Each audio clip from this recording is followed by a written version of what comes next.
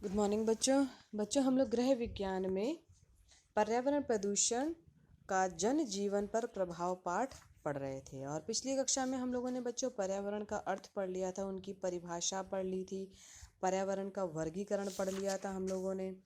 ठीक है, पर्यावरण प्रदूषण का अर्थ भी पढ़ लिया था। आज हम लोग पढ़ेंगे वायु प्रदूषण क्या होता है। ठीक है, तो स्वच्छ पर्यावरण एवं मानव स्वास्थ्य के लिए शुद्ध वायु का होना आवश्यक है। हमारे वायुमंडल में विभिन्न प्रकार की गैसें एक निश्चित अनुपात में संगठित रहती हैं। ठीक है, तो वायु प्रदूषण से तात्पर्य ऐसी स्थिति से है जिसमें विभिन्न कारणों से वायु में उपस्थित विभिन्न गैसों के अनुपात में ऐसा परिवर्तन हो जाता है जिसका मानव जीवन पर प्रतिकूल प्रभाव पड़ता है। बच्चों, हमारी जो वायु है इसमें एक निश्चित अनुपात में जो गैसें होती हैं, जैसे कि मैंने आपको विज्ञान में बताया था, एक निश्चित अनुपात में सारी गैसें उपस्थित होती हैं। लेकिन अगर इस अनुपात में थोड़ा सा भी असंतुलन हो जाता है तो वही बच्चों क्या कहलाता है? प्रदूषण कहलाता है, यानी कि वायु प्रदूषण कहलाता है। दूसरा, ये जो प्रदूषण है बच्चों, जो मानव जीवन है इस पर प्रतिकूल प्रभाव पड़ता है, यानी कि दुष्प्रभाव डालता है। ये मानव शरीर में होने वाले विभिन्न प्रकार के रोग, जैसे कि श्वसन संबंधी रोग हैं, हृदय रोग है, तंत्रिका तंत्र रोग है या क्षय रोग है इत्यादि, ये सभी क्या हैं बच्चों? वायु प्रदूषण से ही उत्तरदायी। यानी कि जब वायु प्रदूषण होता है तो कई सारे हमारे शारीरिक शरीर में बीमारियां हो जाती है। जैसे श्वसन संबंधी जो रोग होता है वो हो जाता है, हृदय रोग हो सकता है, तंत्रिका तंत्र रोग हो सकता है, क्षय रोग हो सकता है।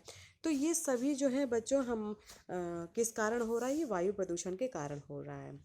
इस प्रकार वायु प्रदूषण जो है मानव स्वास्थ्य के लिए एक गंभीर खतरा बनता जा रहा है। यानी कि जो वायु प्रदूषण है इस मानव जीवन के लिए बहुत ही खतरा हो रहा है, खतरनाक हो रहा है। तो वायु प्रदूषण के कारक क्या हैं बच्चों? तो पहला कारक है श्वसन क्रिया। सजीव प्राणियों में श्वसन की क्रिया होती है, ये तो आपको पता ही है। तो श्वसन क्रिया में बच्चों क्या होता है? वायु का सर्वाधिक प्रयोग होता है और श्वसन क्रिया में हम लोग ऑक्सीजन को ग्रहण करते हैं तथा कार्बन डाइऑक्साइड को मुक्त करते हैं, जिससे क्या होता है? वायुमंडल में कार्बन डाइऑक्साइड की मात्रा जो बढ़ जाती है और वायु हमारी कैसी हो जाती है? अशुद्ध हो जाती है। ठीक है, नेक्स्ट है बच्चों जलन क्रिया के कारण। यानी कि जब आप किसी पदार्थ को जलाते हैं उस क्रिया में जो भी गैस निकल रही है वो भी बच्चों वायु प्रदूषण करती है। तो अपने दैनिक जीवन की आवश्यकताओं को पूरा करने के लिए विभिन्न वस्तुओं एवं पदार्थों को जलाया जाता है, जैसे लकड़ी है, कोयला है, तेल है आदि है। इन सब में क्या होता है? ऑक्सीजन जो है वो जलाने के प्रयोग में ली जाती है और जलन क्रिया में क्या होता है कि वायुमंडल में कार्बन डाइऑक्साइड की मात्रा बढ़ जाती है, जिससे क्या होगा कि वायु अपने आप ही प्रदूषित हो जाती है। जलन क्रिया से कार्बन मोनोऑक्साइड जैसी कुछ विषैली गैसें भी उत्पन्न होती हैं। तो ये जो गैस है इसके कारण भी बच्चों जो है वायु प्रदूषित होती है। नेक्स्ट आता है बच्चों औद्योगिकरण। तो औद्योगिकरण के कारण जैसे बड़े बड़े कारखानों की स्थापना की जा रही है, फैक्ट्रियों की स्थापना की जा रही है, जिसमें विभिन्न प्रकार के रसायन भी प्रयोग किए जा रहे हैं। इससे क्या होता है बच्चों? जो इन उद्योग धंधे हैं इसमें अनेक प्रकार की जो गैसें हैं वो निकलती हैं, जो कि विषैली होती हैं और गंदी होती हैं। ये क्या होती हैं बच्चों? ये वायुमंडल में जा करके अशुद्धियाँ उत्पन्न करती हैं और वायु प्रदूषण को करती हैं। नेक्स्ट आता है बच्चों धातु कर्मी, जैसे कि आर्सेनिक है, निकल है, क्रोमियम है एवं सीसा जैसे हानिकारक जो वायु प्रदूषक हैं विभिन्न धातु कर्मी प्रक्रमों में निष्कर्षित होते हैं, जो कि वायु को प्रदूषित कर देते हैं। नेक्स्ट आता है बच्चों कृषि रसायन। यानी कि कृषि में प्रयोग किए जाने वाले जो रसायन हैं वो वायु प्रदूषण उत्पन्न करते हैं। कृषि कार्यों के लिए प्रयोग किए जाने वाले विभिन्न प्रकार के उर्वरक, कीटनाशक, अपत्रणनाशी व कवकनाशी इत्यादि पदार्थ वातावरण में कार्बनिक फॉस्फेट, क्लोरीन युक्त हाइड्रोकार्बन्स, आर्सेनिक तथा सीसा इत्यादि वातावरण में पहुंचाते हैं तथा वायु को प्रदूषित करते हैं। नेक्स्ट आता है बच्चों रेडियोधर्मी पदार्थ। विभिन्न प्रकार के बच्चों वायु प्रदूषण परीक्षणों से रेडियोधर्मी पदार्थ जो हैं वो वातावरण में पहुंच जाते हैं और वायु को प्रदूषित करते हैं। नेक्स्ट आता है बच्चों की वनों तथा वृक्षों का काटा जाना। वन एवं पेड़ पौधे जो क्या करते हैं बच्चों, वातावरण को शुद्ध करते हैं, ये हमें ऑक्सीजन देते हैं तथा कार्बन डाइऑक्साइड को ले लेते हैं। तो जिससे क्या होता है कि ऑक्सीजन की मात्रा जो है वो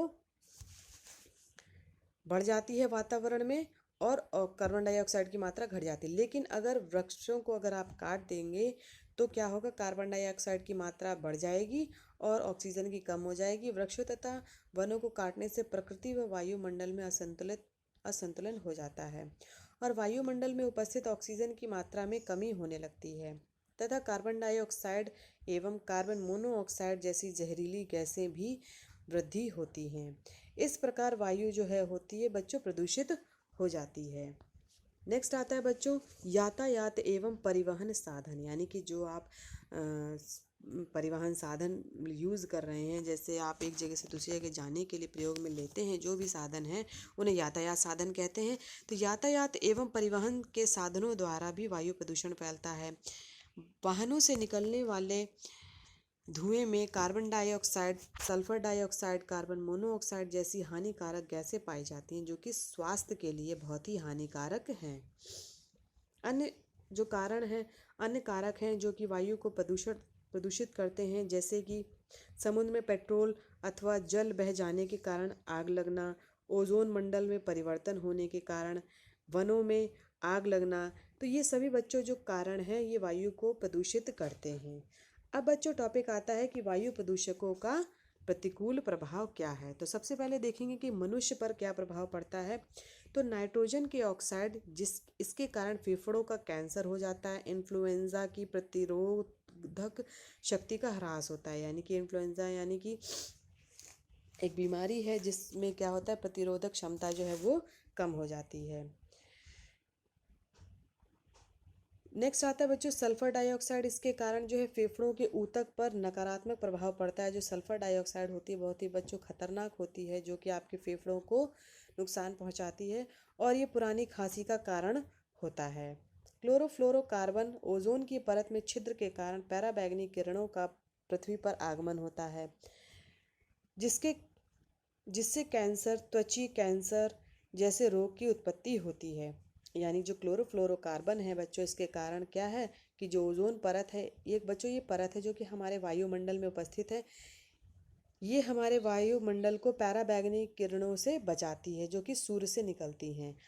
लेकिन बच्चों इस परत में छेद हो गया है जिसके कारण क्या होता है, ये जो पैराबैंगनी किरणें हैं पृथ्वी पर आ जाती हैं और इससे क्या होता है बच्चों, कैंसर होता है, त्वची कैंसर है और अन्य रोग भी उत्पन्न हो जाते हैं। कार्बन मोनोऑक्साइड मस्तिष्क पर कुप्रभाव डालता है, बौद्धिक क्षमता का ह्रास का कारण भी होता है। जो जब आप कोई पदार्थ जलाते हैं तो उसमें कार्बन डाइऑक्साइड के साथ कार्बन मोनोऑक्साइड भी निकलता है जो कि बहुत ही जहरीली गैस है और ये हमारे दिमाग में बहुत ही बुरा असर डालती है और हमारे बौद्धिक क्षमता में भी बुरा असर डालती है। नेक्स्ट आता है बच्चों सूक्ष्म कण कैडमियम व शीशा तथा राख, कालिक व धुएं के कारण उच्च रक्तचाप होता है। रुधिर में अधिक मात्रा के कारण मृत्यु हो सकती है। ये सूक्ष्म कण तंत्रिका तंत्र तथा गुर्दों पर कुप्रभाव डालते हैं। ये आँखें, कान, गला, श्वास संबंधी रोग व फेफड़े के कैंसर के भी कारक होते हैं। तो ये तो था बच्चों मनुष्य पर जो वायु प्रदूषक है उसके क्या प्रभाव हैं। अब देखते हैं बच्चों जंतुओं पर क्या प्रभाव पड़ रहा है। तो वायु में जो धूल कण व सल्फर डाइऑक्साइड जैसी हानिकारक गैसें हैं उनकी मात्रा में जब वृद्धि हो जाती है तो पशुओं के फेफड़ों में भी अनेक बीमारियां हो जाती हैं। वायु में जो कार्बन मोनोऑक्साइड है उसकी अधिक मात्रा में पशुओं की मृत्यु तक हो जाती है। वायु में जो फ्लोरीन गैस है उससे घास व अन्य चारों में एकत्रित हो जाती है जो आहार के माध्यम से पशुओं के शरीर में पहुंच जाती है, जिस कारण क्या होता है इनके दांतों एवं अस्थियों पर प्रतिकूल प्रभाव पड़ता है। तो इस तरीके से है बच्चों ये जंतुओं पर प्रभाव डालता है। अब देखते हैं कि पौधों पर जो वायु प्रदूषक है उसके क्या प्रभाव पड़ते हैं।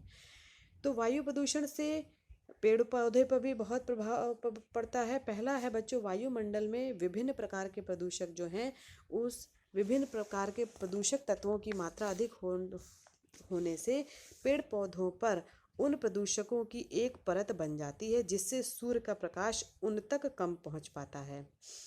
सूर्य के प्रकाश की कमी हो जाने से पेड़ पौधों में प्रकाश संश्लेषण की क्रिया में भी कमी होती है।